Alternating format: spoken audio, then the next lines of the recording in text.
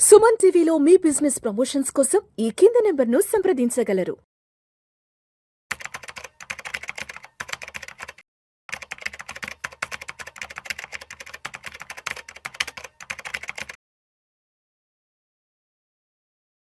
నమస్తే హర్ష.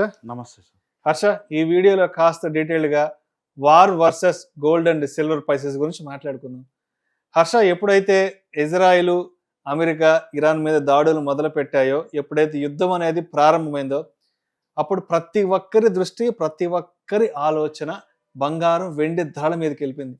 ఆహా, యుద్ధం అయితే స్టార్ట్ అయిపోయింది, ఇక నుంచి బంగారం, వెండి ధరలు విపరీతంగా ఒక 5 లక్షలకో 10 లక్షలకో పెరిగిపోతాయి, అసలు ఇంకా ఈ జన్మలో ఇంకా బంగారం వెండి కొనలేము, ఇక ఇది అందని ద్రాక్ష అయిపోతుందంటూ కూడా ప్రతి ఒక్కరూ అనుకున్నాం హర్ష.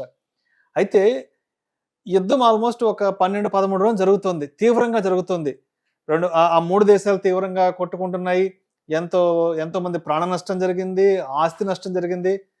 దాని ఫలితంగా ప్రపంచ దేశాలు కూడా ఆర్థికంగా ఎంతో ఇబ్బంది పడుతున్నాయి. అయినా కూడా బంగారం, వెండి ధరలు కాస్త తగ్గుతూనే ఉన్నాయి, ఎక్కడ పెరగట్లేదు. ఇంకా చెప్పాలి అంటే బంగారం, వెండి ధరలు అలా సైడు అంటే ఏమంటారు, చడీ చప్పుడు లేకుండా అలా పక్కన పడి ఉన్నాయి. ఎందుకంటారు ఇంత ప్యానిక్ సిచ్యువేషన్ జరుగుతుంది? ఒకవైపు స్టాక్ మార్కెట్లు కూడా 2 సంవత్సరాలు వెనక్కి వెళ్ళిపోయినాయి. నిఫ్టీ, సెన్సెక్స్ కూడా ఆల్మోస్ట్ ఒక 10% డౌన్ అయినాయి. ఎందుకు బంగారం, వెండి మాత్రం చడీ చప్పుడు లేకుండా అలా సైడున ఉన్నాయంటారు అసలు? సో ఇప్పుడు మనం ఇండియన్ మార్కెట్ ఒకసారి చూసుకుంటే, మన మార్కెట్లో 4 ప్లేయర్స్ ఎవరండి? ఒకటి వచ్చి ఎఫ్ఐఎస్, ఇంకోటి వచ్చి డిఐఎస్. ఎఫ్ఐఎస్ అంటే అమెరికాలో కూర్చున్న పెద్ద ఇన్స్టిట్యూషన్స్, డిఐఎస్ అంటే ఇండియాలో కూర్చున్న మ్యూచువల్ ఫండ్స్, పెన్షన్ ఫండ్స్, ఈ పెద్ద పెద్ద ఇన్స్టిట్యూషన్స్. మూడోది వచ్చి ఆ కంపెనీ ప్రమోటర్ గ్రూప్లు, వాళ్ళ దగ్గర మ్యాక్సిమం షేర్స్ ఉంటాయి, కంపెనీ ఎవరైతే స్థాపించారో. నాలుగోది వచ్చి మనలాంటి రీటైల్ ఇన్వెస్టర్స్. ఇప్పుడు మన ఇండియన్ మార్కెట్లో మనం చూసుకుంటే, మన ప్రైజెస్ పైకి కిందకి మూవ్ అయ్యేది మనలాంటి వాళ్ళు కొనడం అమ్మడం వల్ల అని అనుకుంటున్నారా? రైట్. నార్మల్ రీటైల్ ఇన్వెస్టర్స్ మనం షేర్స్ కొని అమ్మడం వల్ల మార్కెట్ ఏమి అసలు మార్కెట్కి ఎలా గీరినట్టు కూడా అనిపించదు.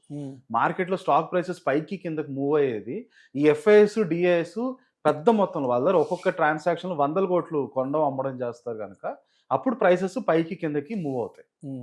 రైట్. సో దీన్ని బట్టి మనకు అర్థమయ్యేది ఏంటి, అల్టిమేట్గా ఏదైనా వస్తువు మార్కెట్లో ఉండే వస్తువు ధర పైకి కిందకి మూవ్ అవ్వాలంటే ఎవరైనా పెద్దవాళ్ళు, బాగా డబ్బులు ఉండేవాళ్ళు, ఎక్కువ స్థాయిలో వాళ్ళు ఎక్కువ ఇన్వెస్ట్మెంట్తో పైకి కొనడం కానీ అమ్మడం కానీ చేస్తే అప్పుడు ప్రైజెస్ స్ట్రాంగ్గా పైకి కిందకి మూవ్ అవుతాయి.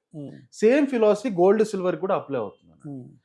ఒక స్మాల్ మిస్కన్సెప్షన్ ఏంటంటే ఎక్కడ యుద్ధం వచ్చినా గోల్డ్, సిల్వర్ పెరిగిపోతుందని. అది అది అది నాట్ ట్రూ. ఎందుకు నాట్ ట్రూ అంటే, ఇప్పుడు మీరు చూసుకుంటే రష్యా ఉక్రెయిన్ వార్ జరిగింది 2022లో. ఆ టైంలో గోల్డ్, సిల్వర్ ఏం పెద్దగా ఏం అనుకోలేదు. గోల్డ్, సిల్వర్ గత 2 ఏళ్లలో ఇంత స్థాయిలో పెరగడానికి కారణం ఆ రష్యా ఉక్రెయిన్ వార్లో ఉంది, కానీ అది యుద్ధం కాదు కారణం ఎక్కడ వస్తుంది? ఆ యుద్ధం జరిగినప్పుడు రష్యా దగ్గర చాలా అమెరికన్ డాలర్లు ఉండింది. అమెరికాకు సంబంధించిన డాలర్లు 300 బిలియన్లు ఉండింది రష్యా దగ్గర. అంటే ఆల్మోస్ట్ లక్షల కోట్లలో. అన్ని లక్షల కోట్లు వాళ్ళ దగ్గర పెట్టుకొని ఉంటే రష్యా, అమెరికా వచ్చి రష్యా ఉక్రెయిన్ మీద యుద్ధం చేస్తుంది కదా, మేము దాన్ని ఒప్పుకోము, కాబట్టి రష్యా దగ్గర ఉండే డాలర్స్ అన్ని ఫ్రీజ్ చేసేయండి అని. అంటే రష్యా దగ్గర ఉండే డాలర్స్ ఇప్పటి నుంచి మార్కెట్లో చెల్లుబాటు కాదనేసి. ఓకే, అంటే మన నోట్ల రద్దులాగా చేశారు. రష్యా దగ్గర ఉండే డాలర్లు రద్దు చేశారు. ఓకే, దానివల్ల ఇంపాక్ట్ ఏంటి? దానివల్ల చాలా పెద్ద మ్యాసివ్ ఇంపాక్ట్ ప్రపంచం మొత్తం మీద ఉంటుంది. ఏంటది? ప్రపంచంలో ఉండే ప్రతి కంట్రీ కూడా రేపు అమెరికాకి నా మీద కోపం వస్తే నా దగ్గర ఉండే డాలర్లు మొత్తం రద్దు చేసేస్తానంటే అప్పుడు నేను ఏమైపోవాలను? ఇంకా అదంతా వేస్టే కదా, కరెన్సీ అంతా. రైట్. ఇది ప్రపంచంలో ప్రతి దేశానికి వస్తున్న పెద్ద క్వశ్చన్. ఓకే, ఇప్పుడు మనం ఇక్కడ ఇంకోటి అర్థం చేసుకుంటే, అమెరికాకి ఈరోజు ప్రపంచంలో ఉన్న అతిపెద్ద శత్రువు ఎవరు? చైనా. రైట్. అమెరికా ఉన్న పవర్ ని ధీటుగా కొడుతోంది ఈరోజు చైనా ఒక్కటే. సో చైనాకి అందరికంటే ఎక్కువగా ఇది ఇంపాక్ట్ చేసింది ఆ వార్త. రష్యా దగ్గర ఉండే డాలర్ని అమెరికా ఫ్రీజ్ చేస్తున్నానంటే అప్పుడు చైనా ఏం చేస్తుంది? ఇమ్మీడియట్ గా చైనా దగ్గర ఉండే డాలర్లు అన్ని తీసుకెళ్లి గోల్డ్ కొనేసుకుంటుంది. ఎందుకంటే నువ్వు డాలర్ రద్దు చేయొచ్చు కానీ నా గోల్డ్ రద్దు చేయలేరు. నువ్వు కొనుక్కోనంటే నేను పోయి ఇంక వేరే కంట్రీలో అమ్ముకుంటావు నా గోల్డ్. జస్ట్ ఫిజికల్ అసెట్ ఎక్కడ నమ్ముకొచ్చి తీసుకెళ్ళి నువ్వు వచ్చి నా డాలర్ని ఫ్రీజ్ చేస్తానంటే నేను రేపు వెళ్ళి ఆ డాలర్లు ఎవరికైనా ఇస్తే వాళ్ళు ఇది వ్యాలిడ్ కాదన్నారంటే నేను ఏం చేయాలి? రైట్. సో ఆ రష్యా ఉక్రెయిన్ వార్లో ఎప్పుడైతే రష్యన్ దగ్గర ఉన్న డాలర్స్ అమెరికా ఫ్రీజ్ చేసేసిందో అప్పటి నుండి గోల్డ్ ప్రైస్ పికప్ అవడం స్టార్ట్ సో అయింది. ప్రపంచ దేశాలన్నీ రియలైజ్ అయినాయి, ఎప్పుడైనా Yeah. సరే ఈ డాలర్ కరెన్సీని మన దగ్గర పెట్టుకుంటే ఇది ఎప్పుడైనా అమెరికా వచ్చి రద్దు చేసిందంటే ఆ రోజు ఆ కరెన్సీకి వాల్యూ ఉండదన్న రియలైజేషన్ అన్ని దేశాలకు వచ్చింది. కరెక్ట్. సో అందుకని అప్పటి నుంచి అప్పటి నుంచి గోల్డ్ ప్రైస్ పెరిగింది తప్పితే రష్యా ఉక్రెయిన్ యుద్ధం యాజ్ ఇట్ ఈస్ దాని వల్ల కాదు గోల్డ్ పెరిగింది. Super point. రైట్. సో ఈ రోజు ఇప్పుడు మనం చూస్తే ప్రతిసారి ఈ ప్రపంచంలో వచ్చే ప్రతి చిన్న యుద్ధం వల్ల గోల్డ్ పెరిగిపోవాలని లేదు.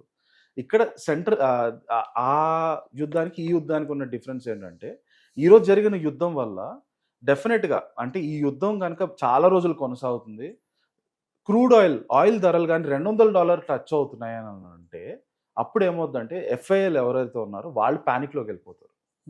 వాళ్ళు ప్యానిక్లోకి వెళ్ళిపోయి స్టాక్ మార్కెట్లో అన్ని పడిపోతాయి అని చెప్పి ఇమీడియట్గా వాళ్ళ దగ్గర ఉండే డబ్బులు తీసుకెళ్ళి మొత్తం గోల్డ్ సిల్వర్ కొంటారు. అప్పుడు గోల్డ్ సిల్వర్ బాగా స్ట్రాంగ్గా పెరుగుతాయి. ఇది 100% జరగాల్సిన సీనారియో.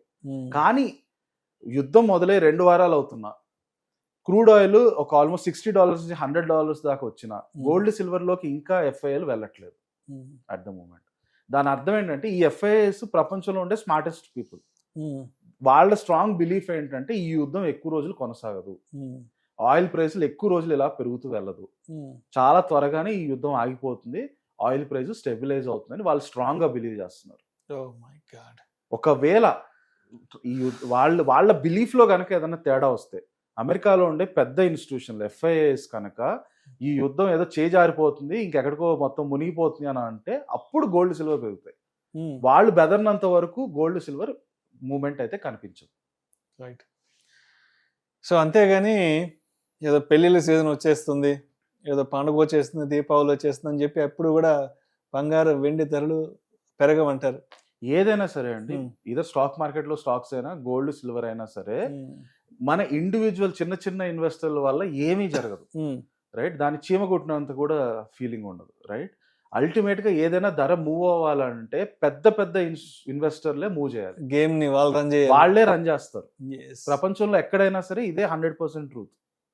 సో మొత్తానికి 2025లో బంగారు వెండి ధరలు విపరీతంగా పెరిగాయి అంటే దానికి కారణం ప్రపంచ దేశాలంతా కూడా బంగారు నిల్వల్ని కొని తెచ్చి పెట్టుకున్నారు విపరీతంగా. చైనా, అమెరికా, ఇంగ్లాండ్ అంటే ప్రపంచంలో ఉన్న ప్రతి చిన్న దేశం నుంచి ప్రతి పెద్ద దేశం వరకు ఎస్పెషల్లీ 24లో పెద్ద ఎత్తున బంగారు నిల్వల్ని వాళ్ళు సెంట్రల్ బ్యాంక్స్ కొనిపెట్టుకున్నాయి. సో అందువల్ల డిమాండ్ రావడం, ఆ డిమాండ్ కారణంగా ధరలు పెరిగాయి. సెంట్రల్ బ్యాంక్స్ దగ్గర మాక్సిమం డబ్బులు ఎస్. వాళ్ళు వచ్చి మార్కెట్లో నేను కొంటాను అని అంటేనే ప్రైస్ ఫాస్ట్ గా పెరిగిపోతుంది. సో ప్రస్తుతానికి కొనాల్సిన బంగారం అంతా 2024-25 నుంచి అంతా కొని పెట్టేసుకున్నాయి కాబట్టి సెంట్రల్ బ్యాంక్స్ ప్రస్తుతానికి వాళ్ళు కూడా కొనట్లేదు కాబట్టి సో బంగారు వెండికి సంబంధించి ఎక్కడ పెద్ద ఆ బజ్ అనేది ఎక్కడ క్రియేట్ అవ్వలేదు. కొనట్లేదు అనేది కరెక్ట్ కాదు, కొంటున్నారు.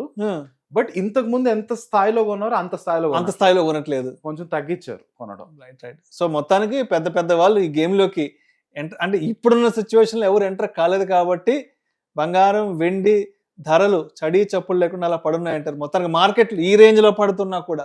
సో నేను ఎవరైతే ఎఫ్ఐఎస్ అన్నాను వీళ్ళందరూ ఫారెన్ లో యుఎస్ లో బాండ్ మార్కెట్ మీద కూర్చొని ఉంటారు. అక్కడ గనక వాళ్ళు కనుక ఫీల్ అయితే వాళ్ళు గనక ఈ యుద్ధం చేజారిపోతుంది ఎక్కడికో వెళ్ళిపోతుంది అని అన్న భయం వాళ్ళలో వస్తే అప్పుడు మొత్తం గేమ్ మారిపోతుంది. అప్పుడు గోల్డ్ సిల్వర్ స్ట్రాంగ్ గా పెరగడం చూస్తారు. వాళ్ళు ప్రస్తుతానికి చూడట్లేదు అని అంటే మీరు అదే నమ్మాలి. సో యుద్ధం ఎక్కువ రోజులు కొనసాగదు, ఆయిల్ ఎక్కువ రోజులు పెరగదు, యుద్ధం త్వరగా అయిపోద్ది, ఆయిల్ స్టెబిలైజ్ అయిపోద్ది అని వాళ్ళు నమ్ముతున్నారు కనుక ఖచ్చితంగా నేను నమ్ముతాను. ఎందుకంటే అల్టిమేట్ గా మార్కెట్ మూవ్ చేసేది వాళ్ళే. Right. Thank you so much Harsha. యుద్ధాలు ఈ రేంజ్ లో జరుగుతున్నా, స్టాక్ మార్కెట్స్ ఈ రేంజ్ లో కుప్పగోలిపోతున్నా, ప్రపంచవ్యాప్తంగా crude oil prices, oil and gas కి సంబంధించి ఇంత పెద్ద సంక్షోభం ఏర్పడుతున్నా బంగారం వెండి ధరల్లో ఎందుకు పెద్దగా కదలిక లేదు అన్న దాని గురించి చాలా డీటెయిల్గా చాలా క్లియర్గా మన ఆడియన్స్తో షేర్ చేస్తున్నారు. Thank you so much.